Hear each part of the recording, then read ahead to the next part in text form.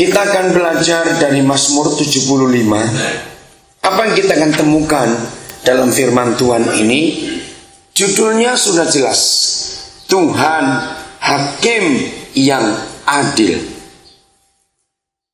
Mengapa manusia tidak bisa disebut hakim yang adil? Cuma satu bedanya. Semua hakim di dunia dengan Tuhan kita adalah hakim yang adil. Cuma satu bedanya. Siapapun hakim itu pasti tidak bisa adil. Mengapa hakim manusia tidak bisa adil? Sebab tidak ada manusia bisa membaca hati orang. Betul?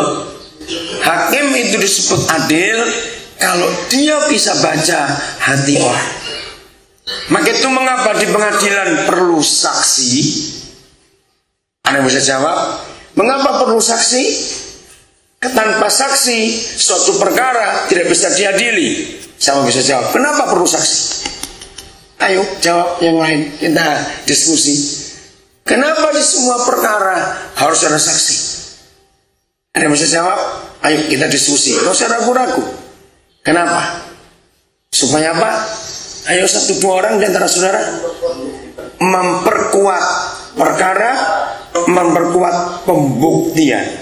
Nah, mengapa harus perlu saksi? Sebab hakim itu tidak bisa memutuskan suatu perkara tanpa ada pembuktian. Nah, Tuhan kita hakim yang adil tidak perlu saksi, sebab Dia Maha Tahu. Maka itu seandainya ada di antara saudara yang masuk ke sini karena fitnah, karena teman yang jahat merusak nama baik dan sebagainya, dan saudara tidak punya uang misalnya untuk memperkarakan ini, tidak ada yang membuktikan, tidak ada yang membela, jangan takut, ada hakim yang adil yang tahu semuanya itu. Jadi inilah satu-satunya perbedaan hakim dunia ini dengan Tuhan kita hakim yang adil, karena Dia bisa tahu isi hati orang. Di antara semua bagian dalam hidup kita, ada mata, ada telinga, ada pikiran, ada perkataan, ada hati, perasaan, ada perut, dan semuanya. Maka satu saja yang sangat rahasia, yaitu hati.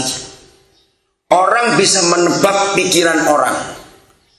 Betul? Pernah lihat kira-kira, oh dia mau begini, dia mau begitu. Orang bisa membaca pikiran orang. Orang bisa tahu dia lapar atau tidak, karena perut ini paling jujur. Kalau dia lapar, dia pasti bunyi. Betul? Kita mau sembunyi, oh saya kenyang, saya kenyang. Lagi ngomong-ngomong, dia punya. Kamu bilang kenyang bagaimana? Mata kita bisa bohong. Telinga kita bisa tipu juga. Tahu orang, tapi hati tidak ada yang tahu. Nah, sebetulnya sebelum semua manusia berbuat apa saja, dengarkan, sebelum manusia berbuat apa saja, sebetulnya hati ini menjadi pusatnya. Dengarkan ini baik-baik. Semua kita manusia pasti punya suara hati. Binatang tidak punya suara hati, karena mereka tidak perlu mengambil keputusan. Saya tanya kepada saudara, sejahat-jahatnya seseorang, suara hatinya itu, kalau orang itu harus berbuat salah, suara hatinya berbunyi apa? Meneruskan orang itu salah atau mengingatkan bahwa dia salah? Mengingatkan. Betul. Jadi walaupun orang itu jahat ataupun tidak Kristen, suara hatinya dia tetap akan mengingatkan, kamu salah. Nah, itulah sisa daripada Roh Kudus yang ada dalam hati semua manusia. Itu Roh Tuhan sendiri yang terus berbicara kepada manusia untuk mengingatkan. Tapi kita tahu juga Setiap kali suara yang benar, suara yang baik itu muncul, pasti ada suara kedua yang datang, yang selalu berlawanan dengan suara pertama. Iya atau tidak? Nah, itu suara siapa yang kedua itu? Sama bisa jawab. Suara iblis kalau istilah kita. Tapi istilah manusia, itulah suara hawa nafsu yang ada di dalam sifat dasar manusia. Nah, sekarang bagaimana caranya kita memanage, mengelola dua suara itu? Ini luar biasa. Siapapun orangnya, dari anak kecil, suara itu ada di dalam setiap hati manusia. Nah, suara itulah yang memotivasi. Apa kata lain motivasi? Memberikan dorongan. Nah, suara itulah yang memotivasi, yang memberi kita dorongan untuk melakukan sesuatu. Kalau suara yang pertama, suara yang baik, kita manage, kita kelola, kita ikuti, kita jadikan motivasi, dorongan untuk kita memutuskan apa-apa. Kira-kira kita akan berbuat salah atau berbuat benar? Ayo jawab, berbuat salah atau berbuat benar? Yang lain ayo jawab, gak usah ragu-ragu. Kalau suara yang pertama kita ikuti, itulah suara Roh Kudus sendiri, menjadikan motivasi kehidupan kita. Kita akan berbuat salah atau berbuat benar? Berbuat benar.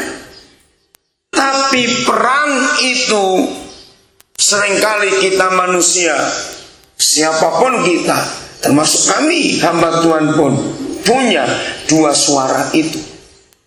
Tapi kalau kita mengelola suara yang kedua, yang kita ambil jadi motivasi, jadi dorongan atas kehidupan kita, maka pasti kejahatan yang kita lakukan. Nah, di bagian ini hanya Tuhan yang tahu isi hati kita. Saya baca dulu ayat yang ke-7 dan ayat yang ke-8. Salah seorang baca ayat 7. Sebab bukan dari timur atau dari barat, dan bukan dari padang gurun datangnya peninggian. Iya, peninggian artinya promosi. Peninggian artinya pembelaan. Peninggian artinya perlindungan. Banyak arti kata ditinggikan peninggian. Bukan dari timur, bukan dari selatan, barat, semuanya dari padang gurun. Bukan. Dari mana datangnya? Lihat ayat 8. Tetapi Tuhan adalah siapa? Hakim yang, jangan lupa, hakim yang apa? Adil. Dia adalah hakim.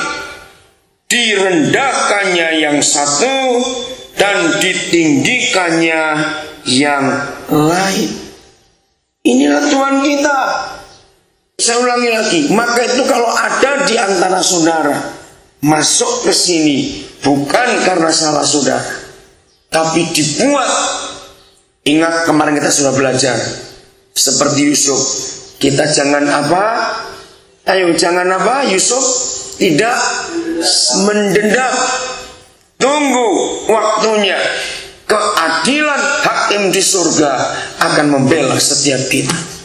Ingat kemarin Mazmur 119 sampai waktu firman-Nya sudah genap dan janji Yahweh membenarkannya. Tapi kalau itu karena salah kita, ayo kita bertobat. Yeremia pasal 17 ayat yang ke-9. Ayo kita baca bareng-bareng ayat ini. Betapa liciknya hati, lebih licik daripada segala sesuatu. Hatinya sudah membantu, siapakah yang dapat mengetahui? Jadi apa yang paling licik di dunia ini? Hati. Yaitu tadi, karena ada dua suara yang selalu muncul dalam hidup kita. Ada dua suara. Tergantung suara mana yang kita ikuti. Hati itu licik. kecenderungannya selalu buat yang jahat.